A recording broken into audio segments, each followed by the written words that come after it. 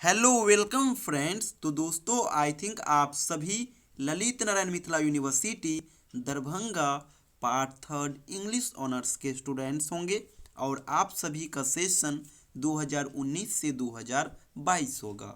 दोस्तों आप सभी को पता ही होगा संपूर्ण इंग्लिश प्लेटफॉर्म के माध्यम से हम लोग अभी फ़िलहाल सेशन 2019 से 2022 के लिए ऑनलाइन बैच चला रहे हैं, जिनमें हम लोग अभी फ़िलहाल पेपर 5 को कवर कर रहे हैं। और पेपर 5 में हमने बहुत सारे क्लास ले भी चुके हैं और कुछ क्लास अभी लेना भी बाकी है। दोस्तों पेपर 5 में क्वेश्चन कहाँ से आएगा, किस प्रकार से आएगा, हमें क्या पढ़ना है, किन चीज़ों को इग्नोर करना है, इन तमाम चीज़ों के ऊपर हम लोग ऑलरेडी बात कर चुके हैं और वो सभी वीडियो का लिंक आप सभी के पास होगा ही। दोस्तों यहाँ पे हम आप लोगों को बता दूं, पेपर 5 में जो 5 ग्रुप में क्वेश्चन पूछा जाता है वो पांचों ग्रुप का सिलेबस अलग अलग है। जैसे अगर बात करोगे ग्रुप ए का, तो ग्रुप ए में जो क्वेश्चन पूछा जाता है दोस्तों ये पीरियड बेस्ड क्वेश्चन होता है, जैसे कि रोमांटिक क्रिटिसिज्म, न्यू या फिर modern criticism, new classical criticism, feminism, ये सभी जो है ना पीरियड बेस्ड क्वेश्चन है। इसमें दोस्तों हमें पीरियड से संबंधित चीज़ों को डिस्कस करना होता है, जैसे न्यू क्लासिकल क्रिटिसिज्म हो गया, मॉडर्न क्रिटिसिज्म हो गया। इसमें हमें मॉडर्न एज को, मॉडर्न पीरियड को हमें डिस्कस करना होता है। इसमें मेनली हमें जो हाईलाइटेड चीज़ें होता है उसको डिस्कस करना होता है। जैसे मॉडर्न क्रिटिसिज्म हो गया तो इसमें मॉडर्न पीरियड में जो बहुत सारे पोएट आए, लेखक आए, उनके बारे में हम लोग डिस्कस करेंगे, उनका क्या मानना था क्रिटिसिज्म के ऊपर। यानी मेनली ये जो है ना पीरियड बेस्ड क्वेश्चन है और उसमें भी मेनली हमें क्रिटिसिज्म को पढ़ना है। दोस्तों आपको मैं बता दूं, इन सेक्शन के लिए सिलेबस में बहुत सारे टॉपिक दिए हुए हैं, बट हमें उतना कवर बिल्कुल नहीं करना है क्योंकि हम लोग एलएनएमयू ओरिएंटेड अभी फ़िलहाल कवर कर रहे हैं। तो अगर एलएनएमयू ओरिएंटेड अगर आप पढ़ना चाहते हैं ना तो ज़्यादा कुछ बिल्कुल मत पढ़िएगा, यही सब पढ़ लीजिएगा। रोमांटिक क्रिटिसिज्म हो गया, न्यू क्रिटिसिज्म हो गया, न्यू क्लासिकल क्रिटिसिज्म हो गया, यही सब आप पढ़ लीजिए। वैसे पीडीएफ में हम कुछ एक्स्ट्रा चीज़ भी दिए हुए हैं, जैसे फेमिनिज्म हो गया, नैरेटोलॉजी हो गया, तो कुछ एक्स्ट्रा चीज़ भी दिए हैं, बट और एग्ज़ाम ओरिएंटेड वो नहीं है। एग्ज़ाम ओरिएंटेड यही 3 है, इसी 3 को आप ढंग से पढ़ लीजिएगा, एग्ज़ाम में क्वेश्चन बन जाएंगे। और एक चीज़ और मैं बता दूं दोस्तों, ये जो पेपर 5 है ये लिंग्विस्टिक समझिए एक प्रकार से है। पार्ट थर्ड में 2 पेपर दोस्तों लिंग्विस्टिक हो जाता है, एक पेपर 5 और एक पेपर 8। पेपर 5 तो समझिए थोड़ा बहुत चलेगा क्योंकि यहाँ पे इससे भी पढ़ना होता है, कुछ डेफिनेशन वाला चीज़ भी पढ़ना होता है, राइटर को भी पढ़ना होता है, तो ये उतना लिंग्विस्टिक नहीं है, थोड़ा इजी ही है। पेपर 8 थोड़ा ज़्यादा लिंग्विस्टिक हो जाता है, इसीलिए इस सेगमेंट में अगर जो चीज़ को आप समझ लेते हैं बहुत बढ़िया, जहाँ पे समझ नहीं पाते हैं और हम जो बताते हैं उसके माध्यम से भी अगर नहीं समझ पाते हैं तो ये लिंग्विस्टिक है, इसका कोई उपाय नहीं है। अगर समझ जाते हैं तो ठीक है, नहीं समझ जाते हैं तो आपको एग्ज़ाम के लिए तो पढ़ना है, तो हो सके तो रटने वाला चीज़ भी आप कर सकते हैं क्योंकि ये लिंग्विस्टिक है। लिंग्विस्टिक में कोई भी व्यक्ति परिपूर्ण नहीं होता है और नहीं कोई इसको ढंग से समझ भी पाता है, क्योंकि लिंग्विस्टिक अपने आप में इंग्लिश लिटरेचर में एक बहुत ही वास्ट लार्ज सेक्शन माना जाता है। तो दोस्तों ग्रुप ए के लिए जो है ना हमें केवल इन्हीं 3 को पढ़ना है और ढंग से दीजिएगा। 4 से 5 पेज का नोट आप लोग ढंग से बनाएंगे, जो हम दिए हैं उन्हीं को ढंग से पढ़ेंगे और ये 15 मार्क्स आपको कवर करा देगा। 2-4 मार्क्स कट जाए तो कट जाए, जो कंटेंट हम आपको दिए हैं वही लिखिएगा। एक चीज़ और बता दूं दोस्तों, आप अगर आप थोड़ा डिटेल में पढ़े होंगे तो एक चीज़ आपको देखने को मिल सकता है कि हम कंटेंट में लिमिटेड चीज़ को रखें हैं। लिमिटेड चीज़ को इसलिए रखें हैं दोस्तों क्योंकि अगर आप केवल रोमांटिक क्रिटिसिज्म को पढ़ोगे तो इनके ऊपर समझिए कई किलो का ग्रंथों की तरह बुक आता है, तो उतना चीज़ को तो हम एक पीडीएफ में नहीं कवर कर सकते हैं। तो हम केवल उन्हीं चीज़ को कवर किए हैं जो एग्ज़ाम ओरिएंटेड है, जैसे कि डेफिनेशन हो गया, उसके बाद रोमांटिक क्रिटिसिज्म उसका कुछ जो मेजर फीचर्स हो गया वो लिए हैं। रोमांटिक पीरियड के जो कुछ फेमस कवि हैं उसको लिए हैं, इसका पॉइंट ऑफ व्यू क्या है इस क्रिटिसिज्म के लेकर के इसके ऊपर बात की, यानी मेन मेन चीज़ को हम डिस्कस की हैं और वही आपको नंबर भी दिलाएगा। कई स्टूडेंट्स ऑलरेडी यूज किए हुए हैं अन्य सेशन में और नंबर भी लाए हैं। तो दोस्तों ग्रुप ए सेक्शन के लिए आप इतना ही करिएगा। अब चलते हैं, और दोस्तों इनमें से कई पर हम वीडियो बना भी चुके हैं, लिंक आप लोगों के पास होगा ही। दोस्तों दूसरा सेक्शन आ जाता है इंडिविजुअल क्रिटिक। इंडिविजुअल क्रिटिक के लिए दोस्तों सिलेबस में बहुत सारा सेगमेंट मेंशन है, बट हमें उतना नहीं पढ़ना है। हमें केवल और केवल जॉन ड्राइडेन, आई रिचार्ड्स और डॉक्टर जॉनसन, इन तीन को ही पढ़ लेना है, सफिशियंट हो जाएगा दोस्तों। और ये भी 15 मार्क्स का होगा। यहाँ पे मैं बता दूं दोस्तों, यहाँ पे एज ए लिटरेरी क्रिटिक, इसमें दोस्तों भिन्न भिन्न पोएट का जो मेंशन किया गया ना, उनका पॉइंट ऑफ व्यू आपको लिखना होता है ओनली क्रिटिसिज्म के क्षेत्र में, कि जॉन ड्राइडेन जो है ना, उनका क्या क्या क्या क्रिटिसिज्म के ऊपर कहना था, उन्होंने दूसरों को क्या फीडबैक दिया अपने क्रिटिसिज्म के माध्यम से। यानी इनमें आपको जॉन ड्राइडन को डिस्कस करना होगा। वो किसी अन्य राइटर को अगर अपोज किए हैं तो वो अपोज के माध्यम से उन्हें क्या बताना चाह रहे हैं, तो उनको भी आपको एग्जाम में डिस्कस करना होगा। कोई थ्योरी दिया है अगर ये राइटर, और उस थ्योरी के माध्यम से अगर किसी दूसरे राइटर को समझाने का कोशिश किया है कि नहीं, पोयम में या फिर पोएट्री में राइम स्कीम ये होना चाहिए, मीटर ये होना चाहिए, अगर इनके ऊपर बात किया है तो ये भी आपको मेंशन करना होगा।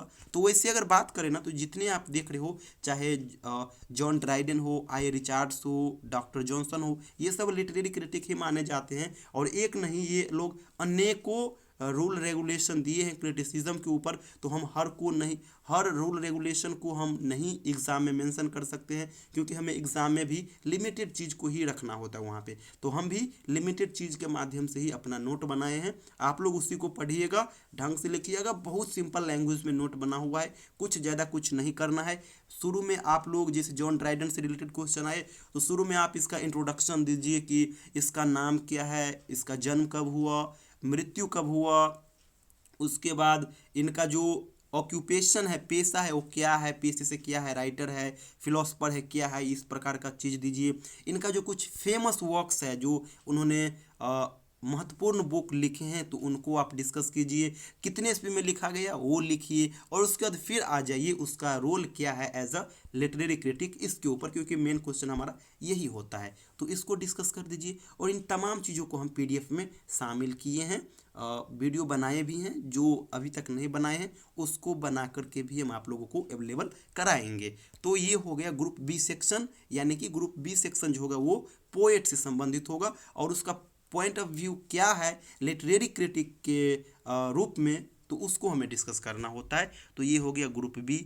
ग्रुप सी सेक्शन दोस्तों समझिए पेपर 5 में सबसे सिंपल एरिया है, क्योंकि दोस्तों यहाँ पे आपको केवल और केवल एस्से पढ़ना होगा, और बहुत ही मज़ेदार एस्से है। और ये एस्से भी क्रिटिसिज्म से संबंधित है।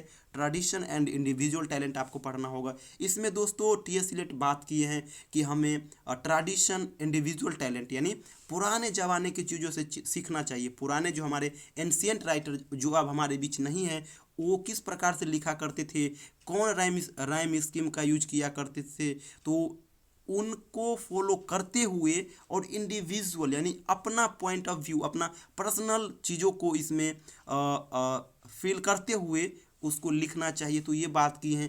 फंक्शन ऑफ क्रिटिसिज्म में बात की हैं कि आखिर कार्य क्या है एक क्रिटिसिज्म का, तो वो बात किया गया है टीएस सिलेट के द्वारा। तीसरा है फ्रंटाइड्स ऑफ क्रिटिसिज्म। इसमें टीएस सिलेट बताए हैं कि क्रिटिसिज्म का एक बाउंड्री होता है, लिमिट होता है, तो इसके ऊपर बात की है। बहुत सिंपल है, तीनों के ऊपर हम डिस्कस कर चुके हैं। और एग्जैक्टली भी यहाँ से क्वेश्चन आते हैं और इनडायरेक्टली भी क्वेश्चन आते हैं। जैसे आप लोग देख लीजिए ट्रेडिशन एंड इंडिविजुअल टैलेंट, तो इसमें आपको इम्पर्सनल थ्योरी ऑफ पोएट्री पढ़ना होता है, तो यहाँ से डायरेक्टली क्वेश्चन आ जाते हैं। इसी प्रकार से दोस्तों जो फंक्शन ऑफ क्रिटिसिज्म आप लोग देख रहे हैं, इसका दूसरा नाम है वर्क्स ऑफ क्रिटिसिज्म, तो इनसे भी क्वेश्चन आ जाते हैं। तो ये सब हो गया। फिर इसी प्रकार से लेमन स्क्यूजेस स्कूल ऑफ क्रिटिसिज्म हो गया, ये भी आपको यही एस्से में ही पढ़ना होता है। तो यहाँ से क्वेश्चन एक्चुअली में पूछे जाते हैं एग्जाम में। बहुत ही सिंपल है, बहुत ही मज़ेदार तरीके से हम इसको पीडीएफ में शामिल किए हैं कि सबसे पहले इसको हम इंट्रोडक्शन लिखे हैं, लास्ट में कंक्लूजन लिखे हैं, फिर बीच में जो मेन चीज़ है हमें जो डिस्कस करना है, जो क्वेश्चन एग्जैक्टली पूछ रहा है, तो उसके ऊपर भी हम कंटेंट बनाए हैं। बहुत बेहतर है। उसके बाद दोस्तों इसमें एक्सप्लेनेशन सेगमेंट से भी क्वेश्चन आता है 15 मार्क्स का, तो उसको हम किस प्रकार से पढ़े, तो इसके लिए हम स्पेशल एक वीडियो बनाए हैं। आपको वीडियो का लिंक मिला हुआ होगा, उसको देखिएगा। साथ ही साथ ग्रुप डी तो समझिए, अगर आपका लैंग्वेज थोड़ा बहुत कमांड में है तो समझिए 20 मार्क्स ये आप आसानी से ला लोगे, क्योंकि इसके लिए ना कोई सिलेबस मेंशन है, ना ही कोई दूसरा चीज़ मेंशन है। बस आपको अनसीन पोएम कोई 10 से 5 लाइन का कोई पोएम आएगा और बस आपको उसको एक्सप्लेन करना है, ज़्यादा कुछ करना नहीं है। तो अगर लैंग्वेज आपके कमांड में होगा, थोड़ा बहुत जानते हैं तो कर लेंगे। वैसे हमें स्ट्रैटेजी बताए हैं इसके लिए क्या क्या करना है। लास्ट सेक्शन आ जाता है दोस्तों ग्रुप ई। ग्रुप ई सेक्शन भी समझिए एक प्रकार से अगर ढंग से देखोगे तो ये बड़ा टफ है, क्योंकि ये जितना आप देख रहे हो ना, पोस्ट स्ट्रक्चरलिज्म हो गया, उसके बाद आर्किटाइपल क्रिटिसिज्म में जितने देख रहे हो ना, इन सभी के ऊपर पीएचडी होता है दोस्तों, रिसर्च होता है इनके ऊपर। बट हमें उतना वास्ट में काहे जाना है, ये 10 मार्क्स का क्वेश्चन आएगा, हमें उतना कुछ बिल्कुल नहीं लिखना है। हमें क्या मेंशन करना है, तो इसका डेफिनीशन क्या हो गया, डेफिनीशन लिख दीजिए। ये जो पीरियड होता है, इस पीरियड से संबंधित ये जो रशियन फॉर्मलिज्म हो गया, इनसे संबंधित जो कुछ पोएट आ रहे हैं उनका नाम मेंशन कर दीजिए, और उनका क्या पॉइंट ऑफ व्यू है इस सेगमेंट के लिए वो लिख दीजिए। ये जो जैसे पोस्ट स्ट्रक्चरलिज्म हो गया, ये वर्ड कहाँ से डिराइव हुआ है, इसका अर्थ क्या है वो लिख दीजिए। यानी छोटा छोटा इन्फॉर्मेशन आप इसमें लिख दीजिए, छोटे छोटे पार्ट में पॉइंट्स वाइज करके बना दीजिए। हमें एग्ज़ाम ओरिएंटेड करना है तो हमें इतना ही करना है। और ये सब जो है ना, अगर ऐसे तो ये बहुत सिंपल चीज़ें सब है, अगर आप हमारे वीडियो के माध्यम से समझ जाए तो बेहतर है। अगर नहीं समझ पा रहे हैं तो ये रट के काम चला लीजिए, डेफिनीशन वगैरह याद कर लीजिए। जैसे पोस्ट स्ट्रक्चरलिज्म हो गया तो इसका डेफिनीशन क्या है, पोस्ट स्ट्रक्चरलिज्म जो है ये कहाँ से कहाँ से उत्पत्ति हुआ है, तो वो लिख दीजिए। पहली बार इस शब्द का कहाँ पे यूज किया गया था, किन राइटर के बुक में किया गया था, इनको लिख दीजिए। इनसे संबंधित पोस्ट स्ट्रक्चरलिज्म से संबंधित जो कुछ राइटर है उसको डिस्कस कर दीजिए। पोस्ट स्ट्रक्चरलिज्म में स्ट्रक्चरलिज्म जो है वो क्या है उसको डिस्कस कर दीजिए। फिर उसको विद हाइफन क्या होता है, विदाउट हाइफन क्या होता है, तो वो सब डिस्कस कर दिए। यानी जो मेन पॉइंट्स है ना उसको डिस्कस कर दीजिए। एग्जाम ओरिएंटेड हो जाएगा। हमें एलएनएमयू ओरिएंटेड पढ़ना है, हमें पीएचडी इस टॉपिक पे नहीं करना है, तो इसलिए लिमिटेड चीज़ हमको पढ़ना है।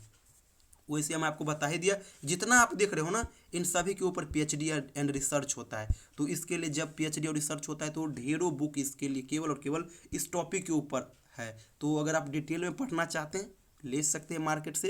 अदरवाइज एग्जाम ओरिएंटेड पढ़ना चाहते हैं, ललित नारायण मिथिला यूनिवर्सिटी दरभंगा ओरिएंटेड पढ़ना चाहते हैं, फिर हमारे गेस के बाहर बिल्कुल मत पढ़िएगा, क्योंकि अगर गेस में भी पढ़िएगा ना तो बहुत ही रफ लैंग्वेज होता है उसका, आप समझ नहीं पाओगे। तो दोस्तों ये था पेपर 5। एक बार फिर मैं आप लोगों को बता देता हूँ, इनमें जितना भी देख रहे हो ना सभी का आंसर हमारे पीडीएफ में अवेलेबल है, ढंग से आप उनको पढ़िएगा।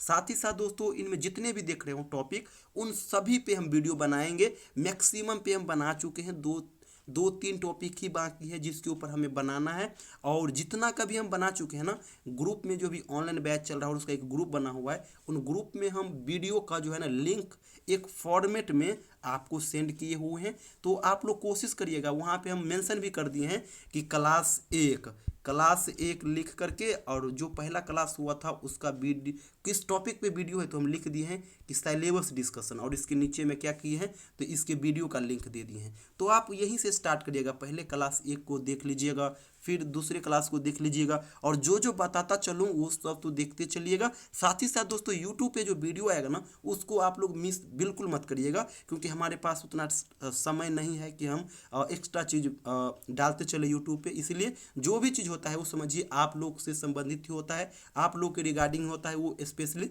इंग्लिश ऑनर्स पे ही होता है, तो उसको भी देखा करिएगा। वैसे अभी पेपर 5 हम कंप्लीट कर लेते हैं। जैसे ही पेपर 5 कंप्लीट हो जाता है तो 2-3 दिन का टाइम भी आप लोगों को दूंगा। जो भी क्वेश्चन होगा आप लोग कॉल के माध्यम से हमें बताना, मैं उसका सॉल्यूशन आपको देने का कोशिश करूंगा। मैसेज के माध्यम से भी आप अपना प्रॉब्लम हमें शेयर कर सकते हैं, हम उनके ऊपर डिस्कशन करेंगे। और जैसे ही पेपर 5 कंप्लीट हो जाता है फिर हम पेपर 6 की ओर चलेंगे।